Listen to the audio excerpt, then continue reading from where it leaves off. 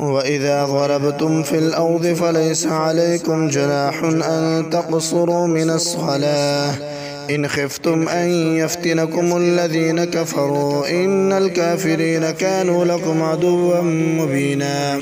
وإذا كنت فيهم فأقمت لهم الصلاة فلتقم طائفة منهم معك وليأخذوا أسلحتهم فإذا سجدوا فليكونوا من ورائكم ولتأت طائفة أخرى لم يصلوا فليصلوا معك وليأخذوا حذرهم وأسلحتهم ود الذين كفروا لو تغفلون عن أسلحتكم وأمتعتكم فيميلون عليكم ميلة واحدة ولا جناح عليكم إن كان بكم أذى من مطر أو كنتم مرضى أن تضعوا أسلحتكم وخذوا حذركم إن الله أعد للكافرين عذابا مهينا.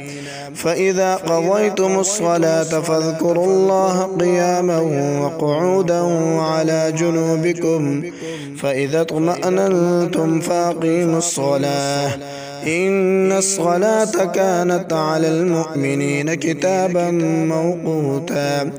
ولا تهنوا في ابتغاء القوم إن تكونوا تألمون فإنهم يألمون كما تألمون وترجون من الله ما لا يرجون وكان الله عليما حكيما.